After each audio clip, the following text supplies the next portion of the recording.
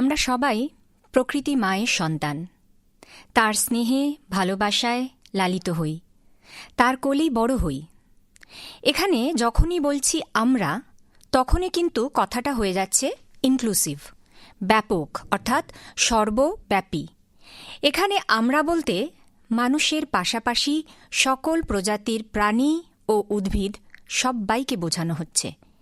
এদের মধ্যে মানুষ অর্থাৎ আমরা একটু বেশি বুদ্ধিমত্তার অধিকারী, কিন্তু প্রকৃতি মায়ের বাকি সন্তানরাও কম বুদ্ধিমান নয়। এদের সকলকে নিয়েই আমাদের এই পৃথিবী। এখন এই আমরা যারা নিজেদেরকে সর্বশ্রেষ্ঠ বুদ্ধিমান বলে দাবি করি, তারা প্রকৃতি মাকে ঠিক কতটা ভালোবাসি, কতটা যত্ন করি, বা তার সুরক্ষার প্রতি আমরা কতটা দায়বদ্ধ, সেটা ভাববার বিষয় বটে। তবে আমাদেরই মাঝে এমন কিছু মানুষ আছেন যারা প্রকৃতির প্রতি নিবেদিত প্রাণ, যারা যথার্থ অর্থেই প্রকৃতির যোগ্য সন্তান। এরকমই একজনকে আজ আমরা আমাদের মধ্যে পেয়েছি। তার নাম অদিতি গাইন। তার বয়স মাত্র ২২ বছর, কিন্তু এই অল্প বয়সেই প্রকৃতিকে সর্বতোভাবে রক্ষা করার এক মহান কাজে ব্রতী হয়েছেন। অদিতি, আজকের অনুষ্ঠানে আপনাকে স্বাগত। ধন্যবাদ দিদি। অদিতি, প্রথমেই জানতে চাইব, পরিবেশের প্রতি, বন্যপ্রাণের প্রতি এই যে ভালোবাসা, তাকে রক্ষা করার এই যে দায়বদ্ধতা, এই জার্নিটা কবে থেকে কিভাবে শুরু হলো? আসলে ছোটবেলা থেকেই সাপ, বন্যপ্রাণী ভালো লাগতো, বিশেষ করে সাপ। আচ্ছা। এর প্রতি আলাদা একটা আকর্ষণ কাজ করতো। তো সাপ যখন আমাদের লোকালয়ে আসতো, যে কোনো সাপ, আমি দেখতাম যে আশেপাশের বড়রা যারা ছিলেন তারা সাপটাকে পিটিয়ে মেরে ফেলতো। একদম স্বাভাবিক। আমার যেহেতু সাপ ভালো লাগে, আমার এটা একদমই ভালো লাগতো না যে আমার প্রিয় প্রাণীটাকে মেরে ফেলছে। তার উপরে আমি জীবন বিজ্ঞান বইতে পড়েছিলাম যে সাপ এবং যে কোনো বন্যপ্রাণী আমাদের পরিবেশের জন্য কতটা অপরিহার্য। ধীরে ধীরে বড় হলাম, পাশাপাশি জীবন বিজ্ঞান পড়তে পড়তে। এই যে বলছো ছোট ছিলাম তখন থেকে সাপ ভালো লাগতো, তো এটা কত ছোট, মানে কোন বয়সটা ঠিক বলা যাবে কি? তাও ঠিক মনে পড়ছে না, মোটামুটি ক্লাস 1 কি 2 তে পড়ি। মানে যে সময় আর কি আমরা সামান্য একটা সাপ তো ছেড়েই দিলাম, সামান্য একটা আরশোলা দেখেও ভয় পাই, সে সময় তোমার সাপ ভালো লাগতো? ভালো লাগতো, ভয় লাগতো তখন, অবশ্যই ভয় লাগতো, যেহেতু আশেপাশে মানুষের কাছ থেকে শুনতাম যে সাপ হচ্ছে ভয়ের জিনিস। তো ভয় লাগতো, কিন্তু ভালোও লাগতো। আচ্ছা। আস্তে আস্তে বড় হলাম, সাপ সম্পর্কে আরো জানতে পারলাম যে সব সাপ কিন্তু ভয়ের নয়, বিষধর নয়। হ্যাঁ, সব সাপ বিষধর নয়, এবং বেশিরভাগ সাপই হচ্ছে নির্বিষ। তো তাদের সম্পর্কে জানলাম, পড়াশুনো করলাম। ছোটবেলা থেকেই আমি আর কি বিভিন্ন বন্যপ্রাণী এদের সম্বন্ধে যে চ্যানেলগুলো, সেই চ্যানেলগুলো দেখতাম। তো ওইরকমই একটা চ্যানেলে আমি দেখলাম যে দুজন আর কি কারুর বাড়িতে সাপ ঢুকে গেলে বা এলাকায় সাপ চলে এলে সেই সাপটাকে সেখান থেকে রেস্কিউ করে জঙ্গলে ছেড়ে দিচ্ছে। আচ্ছা। তো আমি ভাবলাম যে এর থেকে ভালো সমাধান আর কিছু হতে পারে না সাপকে রক্ষা করার। প্রথমে ভেবেছিলাম ওই সাপ ধরার যে যন্ত্রপাতি, হুক আর টং, ওগুলো কিনে নিয়ে নিজেই বেরিয়ে পড়বো। কিন্তু প্রথমে সাপ সম্পর্কে জানতে গিয়ে আমি বুঝলাম যে না, এটার আমার ট্রেনিং নিতে হবে। কারণ সাপের এক একজনের এক এক রকম আচরণ।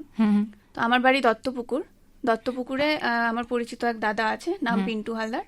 উনি আর কি মধ্যমগ্রাম স্নেক পার্ক থেকে ট্রেনিং নিয়েছেন। আচ্ছা আচ্ছা। ওনার কাছ থেকে আমি সাপ ধরার ট্রেনিংটা নিয়ে নিই। আচ্ছা। তো এইভাবে আমার জার্নি শুরু, এবং এর পাশাপাশি বন্যপ্রাণীও আমি রেস্কিউ করি। কিছু কিছু বন্যপ্রাণী আছে যে মানুষ তাদেরও ভুল বোঝে, যেমন ভামবেড়াল নাকি অশুভ বলে অনেকেই বলে, কেন জানি না। পেঁচার ডাক নাকি অশুভ, কালো বিড়াল রাস্তা কাটলে অশুভ, এই বিভিন্ন কুসংস্কার ছড়িয়ে আছে মানুষের মনে। এর মূল কারণ হচ্ছে অজ্ঞতা, যেটা আমি বুঝেছি। ওই কারণেই মোটামুটি এদেরকে আমি রেস্কিউ করা শুরু করি। আচ্ছা। সাপ যেহেতু ব্যাপারটা খুব ইন্টারেস্টিং, এবং আমি নিজে যেহেতু ভয় পাই, আমি খুব খোলাখুলি বলছি, একটা সাপ সে বিষধর হোক বা নাই হোক, সেটা একটা দূর থেকে দেখা মানে একটা আতঙ্কের ব্যাপার, তাই না? তো এরকম একটা প্রাণী উদ্ধার যখন আপনি করছেন, এই যে বললেন আপনি পিন্টু হালদারের কাছে শিখেছেন কৌশলটা, তো এই কৌশলটা সম্পর্কে আমাদের যদি একটু বলেন, এটা কিরকম কৌশল, সাপ ধরার কৌশলটা? কৌশল বলতে প্রথমেই আমি যে সাপটাকে রেস্কিউ করতে যাচ্ছি সেই সাপ সম্বন্ধে আমার জানতে হবে যে সাপটা কি সাপ, সাপটা নির্বিষ না বিষধর। নির্বিষ সাপ হলে কোনো ব্যাপার না, ঠিক আছে, সেটা নর্মাল হাত দিয়ে ফ্রি হ্যান্ডেলিং করাই যায়, কারণ সেই নির্বিষ সাপ কামড়ানো আর ব্লেডে কেটে যাওয়া একই ব্যাপার, কোনো সমস্যা হয় না।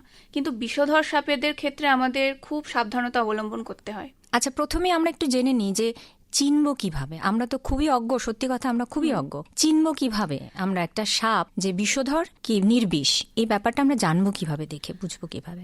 আসলে এর জন্য আলাদা করে কোনো কৌশল নেই। আমাদের এখন প্রচুর সাপের বই পাওয়া যায় এবং আমাদের ইন্টারনেটে গুগলে একটা সার্চ করলেই সাপ বেরিয়ে যায়। তো আমাদের পশ্চিমবঙ্গে 4-5টা সাপই আছে বিষধর, আর বাকি সব নির্বিষ। তাদের মধ্যে হচ্ছে গোখরো, কেউটে, চন্দ্রবোড়া, কালাচ, শাখামুটি, এগুলো বিষধর।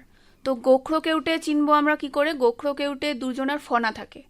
গোখরোর ফনার পেছনে হচ্ছে ইংরেজি ভি আকৃতি একটা চিহ্ন থাকে, আর কেউটের ফনার পেছনে হচ্ছে গোল অথবা বরফির মতো চিহ্ন থাকে।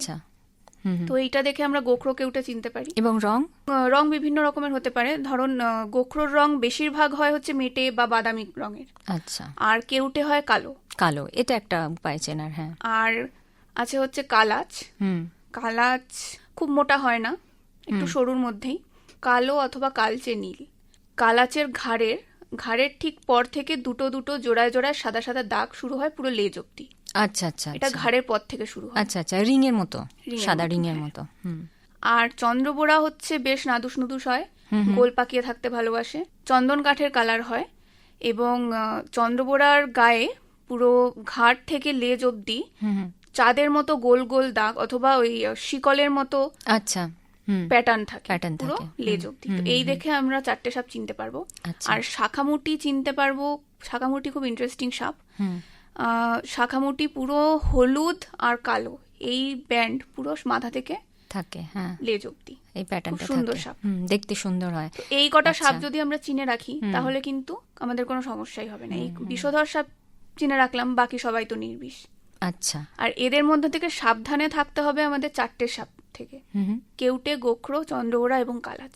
শাখামুটি মানুষকে কামড়ায় না, শাখামুটি খুব শান্ত সাপ, আজ অব্দি সেভাবে কোনো রেকর্ড পাওয়া যায়নি। বাংলাদেশে মোটে একটা মানুষকে কামড়ানোর রেকর্ড আছে। এই বর্ণনাগুলো বাদ দিয়ে বাকিগুলোকে নির্বিষ বলে আমরা ধরে নিতে পারি। আচ্ছা, এবার আমরা সাপ ধরার কৌশল যেটা বলছিলেন আপনি। হ্যাঁ, সাপ ধরার কৌশল এবং বিষধর সাপের ক্ষেত্রে আমাদের তো খুব সাবধানতা অবলম্বন করতেই হয়। সেক্ষেত্রে আমাদের দুটো স্টিক আছে বা ইকুইপমেন্ট বলি। একটা হচ্ছে হুক, যেটা হুকের মতোই হয়, মানে মাথাটা বাঁকানো হুকের মতো। আর একটা হচ্ছে টংস, সেটা হচ্ছে সাঁড়াশির মতো চেপে ধরা যায়। তো এই দুটোর ব্যবহারই জানতে হয় এবং শিখতে হয়। মূলত এইটাই একটা অস্ত্র সাপ ধরার জন্য। তারপর সেটাকে ধরে বস্তাবন্দি করা হয়। হ্যাঁ, আমরা মূলত বিষধর সাপগুলোকে ধরার পর ব্যাগিং করি। পাশ বালিশের যে কভার আছে না, ওই রকমই এক ধরনের ব্যাগ থাকে, তো সেই ব্যাগের মধ্যে আর কি ওটাকে কৌশলে ঢুকিয়ে দিয়ে বেঁধে দিতে হয়। আর আমি মূলত যেটা করি, ছোট যে সাপগুলো ওগুলোকে ব্যাগের মধ্যে দিলে কোথায় না কোথায় থাকবে, সেই কারণে আমি ছোট যে কৌটো বা জলের বোতল ওইগুলোর মধ্যে ভরে একটুখানি ফুটো করে দিই, যাতে নিঃশ্বাসটা নিতে পারে। অদিতি, এরপর জানতে চাইবো, এই যে সাপ সম্পর্কে মানুষের এই যে ভুল ধারণাটা, একটা তো অশিক্ষা, অজ্ঞতা অবশ্যই, হ্যাঁ, ভয় আরেকটা কারণ, এই ভুল ধারণাটা কেন? বা আরেকটা প্রশ্ন আমি এর সঙ্গে করব যে এই যে যেটা দেখে আপনি বললেন যে ছোটবেলায় আমার খুব কষ্ট হতো যে সাপ ধরে মেরে ফেলতো বা পুড়িয়ে ফেলতো, পিটিয়ে ফেলতো, এই যে ব্যাপারটা, এটা কেন হয়, কেন করে মানুষ, বিশেষ করে সাপের প্রতি এই ভুল বোঝাবুঝিটা কেন? আসলে এই ভুল বোঝাবুঝির বিভিন্ন কারণ আছে। তার মধ্যে সবথেকে বড় কারণ হলো মানুষের অজ্ঞতা। মানুষ জানেই না যে কোনটা নির্বিষ সাপ, কোনটা বিষধর। মানুষ একটা ব্যাপারই বোঝে যে সব সাপই বিষধর, সাপ কামড়ানো মানে মানুষ মারা যাবে, কিন্তু এটা তো একদমই নয়। যেটা বললাম যে বিষধর মোটে 4-5টা সাপ আছে আমাদের পশ্চিমবঙ্গে। সারা ভারতে মোটামুটি 300 প্রজাতির সাপ আছে, তার মধ্যে 60 বা 60 প্রজাতি হচ্ছে বিষধর, বাকি সবাই নির্বিষ। আচ্ছা, সুতরাং এইটা যদি জানা যায় যে বিষধর কোনগুলি, তাহলে কিন্তু আমাদের সাপের থেকে ভয় অনেকটাই কমে যাবে। তো এটাই হচ্ছে ব্যাপার। আর এই যে মেরে ফেলে না, ওই সাপ কোথায় না কোথায় আছে, এসে কামড়াবে, এটা মানুষ মনে করে, তাই আর কি আগের থেকে সেফটির জন্য মেরে ফেলে। কিন্তু এটা খুবই মানে ভুল কাজ করে মানুষ। মানুষের এই অজ্ঞতাটাই প্রথমে দূর করতে হবে। আরো অন্যান্য প্রাণীও আপনি উদ্ধার করেন আমরা দেখেছি। যেমন পাখি, বিভিন্ন ধরনের পাখিটা যেমন আমি নিজে দেখেছি একটা ভিডিও, তাই তো, দত্তপুকুর স্টেশনের ওখানে, একটা নিশিবক, রাইট। তো এই ধরনের আরো প্রাণী আপনি উদ্ধার করেন, সেগুলো সম্পর্কে যদি একটু বলেন। সাপ ছাড়া আরো মোটামুটি পশ্চিমবঙ্গের এলাকায় যেগুলো থাকে, গোসাপ, তারপর বেজি, ভামবেড়াল, এগুলো উদ্ধার করেছি। একবার একটা ইন্টারেস্টিং ব্যাপার হয়েছিল, কচ্ছপ। মানুষ এখনো মানে লোভে পড়ে কচ্ছপ খায়। কচ্ছপ এখন প্রায় বিলুপ্তির পথে, সেই কারণে একবার আমাদের পাড়ায় এসেছিলেন একজন কচ্ছপ বিক্রি করতে। এটা কাকতালীয় বলবো কিনা জানি না, উনি আমাদের বাড়িতে এসেছেন জিজ্ঞেস করতে। তো আমি তো তাকে ধরার পর আমি বারাসাত বন বিভাগের যে রেঞ্জার স্যার, ওনাকে ফোন করে বলি যে স্যার এই ব্যাপার। স্যার বললেন যে একটা কচ্ছপ আমি হ্যান্ডেল করে নিতে পারবো, ওনাকে যাতে আর কি বুঝিয়ে আমি ছেড়ে দিই, কারণ উনি হয়তো জানেন না বা না বুঝেই কাজটা করেছে। তো আমি ওনাকে বললাম, তো উনি আমাকে আশ্বাস দিলেন যে না, উনি আর কচ্ছপ ধরবেন না, যদিও মানে উনি যেহেতু জেলে মাছ ধরেন, জালে আটকা পড়লে উনি ছেড়ে দেবেন, এটা আমাকে আশ্বাস দিলেন। তারপর আমি ওই কচ্ছপটা নিয়ে আমাদের দত্তপুকুরে বিভিন্ন জলাভূমি আছে, কচ্ছপের যে ভালো জায়গা যে জলাভূমিটা, সেখানে আমি ওকে ছেড়ে দিয়ে আসি। এছাড়াও পেঁচা, তারপর মাছরাঙা, এইসব আমি উদ্ধার করেছি। আমাদের ওই নিশিবকের ঘটনাটা যদি একটু বলেন, সেখানেও তো বেশ ভালো রকমের একটা লড়াই করতে হয়েছিল আপনাকে, তাই তো? ওটা আমি আসলে একাই লড়াই করেছিলাম, পাশে কাউকে পাইনি সেভাবে। আমাদের দত্তপুকুর 3 এবং 2 নম্বর প্ল্যাটফর্মের মাঝে একটা বড় আম গাছ আছে, সেই আম গাছের তলায় আর কি একটা চায়ের দোকান ছিল। এই জুলাই থেকে সেপ্টেম্বর এটা হচ্ছে নিশিবকের মেটিং সিজন। তো এই সময় ওরা আর কি এরকম কোন একটা জলাশয়ের আশেপাশে বাসা তৈরি করে এবং সেই বাসার মধ্যে ডিম দেয়, বাচ্চা হয়। তো আমাদের দত্তপুকুরের স্টেশনের পাশে একটা বড় জলাশয় আছে, কলপুকুর নাম, সেই পুকুরের পাশে ওই গাছটা আর কি। এবার ওই গাছে সমস্ত নিশিবকরা এসে বাসা করেছিল, বাচ্চাও হয়েছিল। মানে বাচ্চারা মোটামুটি উঠতে শেখেনি তখনও, কিন্তু মোটামুটি বড় হয়ে গেছিল। ওই সময় যেহেতু ওরা পাখি এবং ওরা মাছ খায়, সেই জলাশয় থেকে ওরা মাছ এনে আর কি বাচ্চাদের খাওয়াতো, এবং কিছু মাছ নষ্টও করতো, নিচে পড়তো, এবং ওরা পটি করতো, যার কারণে নিচে নোংরা হতো। যেহেতু ওখানে চায়ের দোকানটা ছিল, ওনাদের অসুবিধা হচ্ছিল, তো ওনারা গাছের ডালপালা সমস্ত কিছু কেটে দেওয়ার ব্যবস্থা করেন, গাছ কাটেনি। তো এটা খবর পেয়ে আমি যাই এবং এর প্রতিবাদ করার চেষ্টা করি, কিন্তু ততক্ষণ অনেক দেরি হয়ে গেছিল, গাছের ডালপালা সবই কেটে ফেলেছিল এবং ওদের বাসাগুলো নষ্ট হয়ে গেছিল। এবং রেল লাইনের পাশে একটা জায়গা আছে, খালি জায়গা, সেই খালি জায়গায় ওই ডালপালাগুলো ফেলেছিল। এমনকি এমন অবস্থা যে আমি প্ল্যাটফর্মের আশেপাশে যে দোকানগুলো, সেখান থেকে শুনি যারা গাছ কাটতে এসেছিলেন তারাই নাকি বাচ্চাগুলো ধরে ধরে নিয়ে গেছে। যেখানে আর কি ডালপালাগুলো জড়ো করে রেখেছিল রেল লাইনের পাশে, ওখানেই আমি দেখি একটা নিশিবকের বাচ্চা, সে হেঁটে বেড়াচ্ছে ওখান দিয়ে। তা আমি ভাবলাম যে ও যদি ওখানে থাকে ও আর বাঁচতে পারবে না, তা আমি ওকে নিয়ে আসি বাড়ি। নিয়ে আসার পর মোটামুটি ওদের যেহেতু প্রধান খাদ্য মাছ, তাই মাছ কিনেই খাওয়াতাম। পরের দিন কি হয়েছিল, ওই একই জায়গায় আর কি আর একটা বাচ্চা ছিল, কিন্তু সেদিনকে আমি খোঁজার পর পাইনি, সে একটু দূরে ছিল। আমার এক পরিচিত দিদি আমাকে ফোন করে জানায় যে ওখানে আর একটা বাচ্চা পাওয়া গেছে পাখি। তো আমি সেটাকেও নিয়ে আসি, মোট 2। 3-4 মাস ছিল আমার বাড়ি, মাছ খাওয়াতাম। তারপর মোটামুটি বড় হলো, যখন উঠতে শিখলো, তখন ওইখানে আমি ছেড়ে দিয়ে এসেছি। আর আশেপাশে যারা আরো নিশিবকরা ছিল, মানে যারা উঠতে পারে আর কি বড়, তাদের দলে মিশে গেছে। এই যে আপনার বিভিন্ন ধরনের রেস্কিউ করার ঘটনা, একটা তো সাপ আমরা শুনলাম, একটা নিশিবক শুনলাম, ঘটনাগুলোর মধ্যে সব থেকে বেশি আপনাকে আবেগতাড়িত করেছে বা আপনার স্মরণীয় ঘটনা কোনটা বলে আপনি মনে করেন? এই নিশিবকের এই ঘটনাটাই মনে করি, তার কারণ হচ্ছে দুজনে আমার বাড়ি অনেকদিন ছিল, আমার অনেকটা মায়া পড়ে গেছিল ওদের প্রতি। তো তারপর ছেড়ে দিয়ে আসার সময় একটু কষ্টই হচ্ছিল। আর বড় ব্যাপার হচ্ছে যে ওরা উড়তে শিখে গেছিল, আমি ওদের দুজনকে যখন মানে ছাড়তে গেছি, খাঁচা থেকে বের করে যখন হাতের উপরে নিয়েছি না, ওরা যেতে চাইছিল, আমার হাতের উপরেই বসেছি, একটু খারাপই লাগছিল। তাও আমি একটু জোর করেই ঠেলে ওদেরকে আর কি গাছে তুলে দিই, কারণ আমি মনে করেছিলাম যে আমার কাছের থেকে ওরা প্রকৃতিতে বেশি ভালো থাকবে, নিজের জায়গায়। হ্যাঁ, এই সমস্ত বিলুপ্ত প্রায় প্রাণী বা বিপন্ন প্রজাতি, সেগুলো রক্ষা এবং জীববৈচিত্র্যের সংরক্ষণের জন্য আমরা সবাই কিভাবে একত্রিত হতে পারি বলে আপনি মনে করেন? প্রত্যেকটা সাধারণ মানুষেরই ভাবা দরকার পরিবেশ এবং বন্যপ্রাণীকে সংরক্ষণ করা। তো আমি বলবো না যে বন্যপ্রাণীর সবসময় বন্যপ্রাণীকে উদ্ধার করে বা বন্যপ্রাণীর কাছে গিয়ে তাকে ধরে বন বিভাগে দিয়ে দেওয়া, এটা করতেই হবে। আমাদের কাদেরকে বাঁচাতে হবে? যারা আহত তাদেরকে মূলত বাঁচাতে হবে। আর আমাদের এলাকায় সেরকম হিংস্র কোনো প্রাণীও নেই। যা আছে ভামবেড়াল বা গোসাপ, এরা একদমই ক্ষতিকর নয়। এরা যদি এলাকায় আসে, এদেরকে যদি দেখা যায়, তবে আমি বলবো লাঠি নয়, ক্যামেরা তুলুন, ক্যামেরার ছবি তুলে রাখুন, তাদেরকে চিনুন, তাদের স্বভাব সম্পর্কে বুঝুন। এটাই কিন্তু সব থেকে বড় সংরক্ষণ। এবং যদি কোনো আহত প্রাণী পাওয়া যায়, দূর থেকে, নিরাপদ দূর থেকে তাদেরকে পর্যবেক্ষণে রেখে লোকাল রেস্কিউয়ার অথবা লোকাল যে বন বিভাগ আছে তাদেরকে খবর দিন। তারা কিন্তু সেই আহত প্রাণীটাকে উদ্ধার করে তার চিকিৎসার ব্যবস্থা করে তাকে আবার তার স্বাভাবিক বাসস্থানে ফিরিয়ে দিতে পারবে। এইরকম ছোট ছোট পদক্ষেপ থেকেই কিন্তু আমরা বিভিন্ন সংরক্ষণের কাজ শুরু করতে পারি, সাধারণ মানুষরা। আর আমি বলবো না যে সবসময় গাছ লাগাও। গাছ লাগানোর থেকেও বড় কথা যে বৃক্ষ জাতীয় গাছগুলো, সেগুলোকে কাটা বন্ধ করতে হবে, সেইগুলো সংরক্ষণ বেশি প্রয়োজন। যে প্রাণীদের কথা আপনি এই মুহূর্তে বললেন সেগুলো খুব একটা হিংস্র প্রাণী নয়, সেগুলো আমাদের সাথে লোকালয়ে থাকে। কিন্তু কিছু কিছু প্রাণী আছে যারা সাধারণত হিংস্র প্রাণী, তাদের আবাসস্থলটা কোন জায়গায়? জঙ্গলে।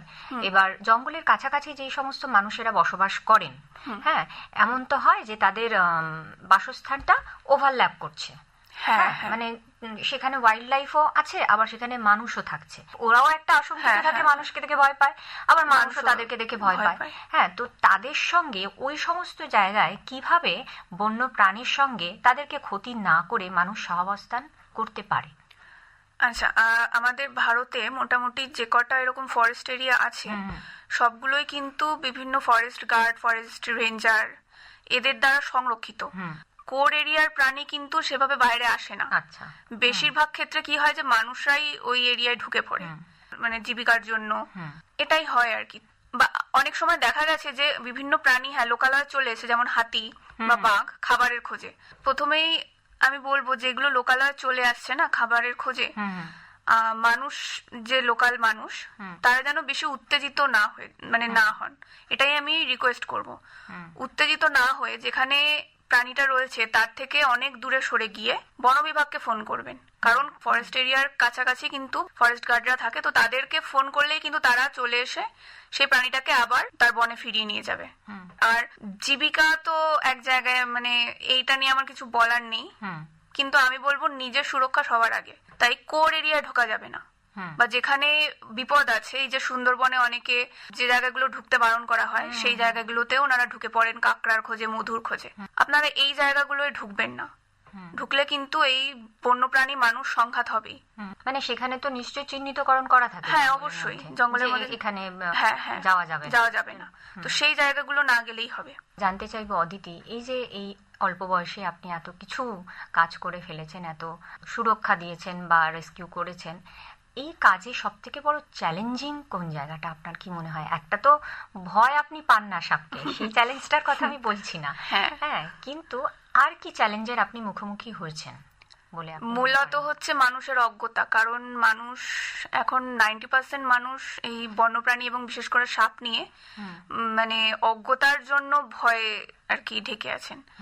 তো সেটার জন্য অনেক সময় সাপ মেরে ফেলা হয়, মানে আমি পৌঁছানোর আগে সাপটাকে মেরে ফেলা হয়।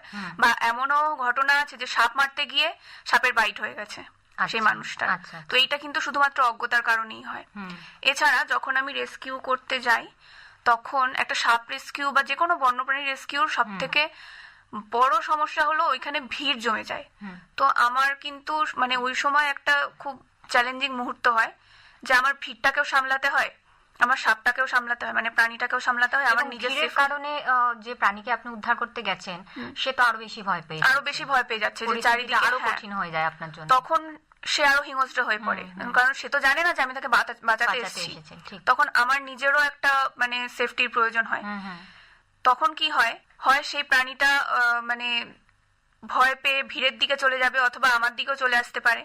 সেই সব কিছু কন্ট্রোল করেই আমাকে প্রাণীটাকে উদ্ধার করে ওখান থেকে সেফলি আনতে হয়।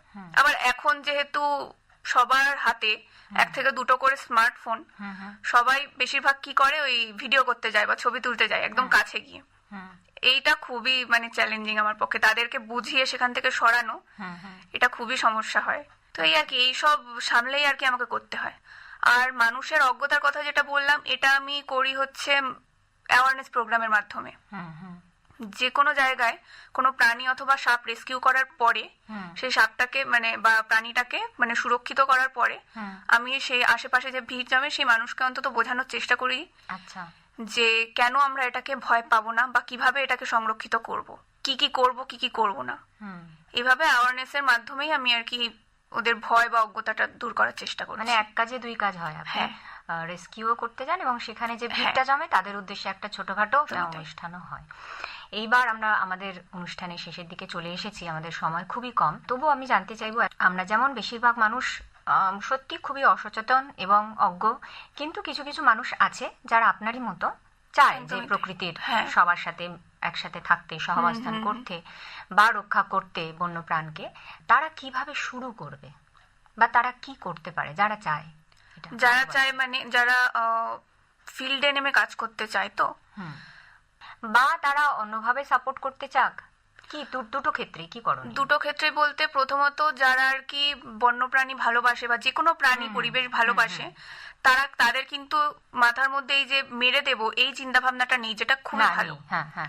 এবং তারা কি করতে পারে, ওই যে বললাম লোকালয়ে যদি কোনো প্রাণী আসে বা সাপ আসে, তাহলে আশেপাশের মানুষকে তাকে মারা থেকে বিরত রাখতে পারে এবং রেখে লোকাল রেস্কিউয়ার অথবা বন বিভাগকে ফোন করতে পারে, বা আহত প্রাণী দেখলেও এই সেম কাজ করতে পারে।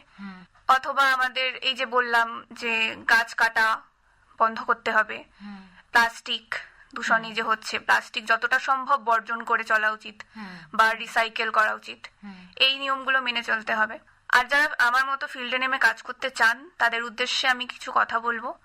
সেটা হচ্ছে যে আপনারা আগে জেনে নিন কনজারভেশন কি, সংরক্ষণ কি। কারণ সংরক্ষণ জানলেই কিন্তু আমরা এই প্রাণীদের খুব ভালোভাবে সংরক্ষিত করতে পারবো। এছাড়া সাপ ধরার জন্য প্রথমেই জানতে হবে যে কোনটা কি সাপ, এলাকায় কি কি সাপ পাওয়া যায়, কোনটা নির্বিষ কোনটা বিষধর সাপ, কোন সাপের কি প্রকৃতি, কোন সাপ কেমন দেখতে, এইগুলো জানার পরে ট্রেনিং নিতে হবে। এই হুক এবং টং এর ব্যবহার জানতে হবে, কিভাবে ব্যাগিং করতে হয়। এইগুলো জানার পর কিন্তু ফিল্ডে নেমে কাজ করা যাবে। আপনাকে সব থেকে শেষে যে প্রশ্নটা করব সেটা হলো ৩রা মার্চ দিনটি আমরা জানি যে ওয়ার্ল্ড ওয়াইল্ড লাইফ ডে, অর্থাৎ বিশ্ব বন্যপ্রাণ দিবস। তো সেই বিশ্ব বন্যপ্রাণ দিবস, এই দিনটির আপনার কাছে কি তাৎপর্য এবং এই দিনটিকে আপনি কিভাবে উদযাপন করেন, অথবা এই যে আপনি সচেতনতামূলক যে অ্যাওয়ারনেস প্রোগ্রাম যেগুলো করেন সেগুলোর সাথে এই দিনটির কি সম্পর্ক? বিশ্ব বন্যপ্রাণ দিবস অনুষ্ঠিত হয় পুরো বিশ্বের যে বন্যপ্রাণীরা মানে রয়েছে তাদের আর কি সংরক্ষণের জন্য।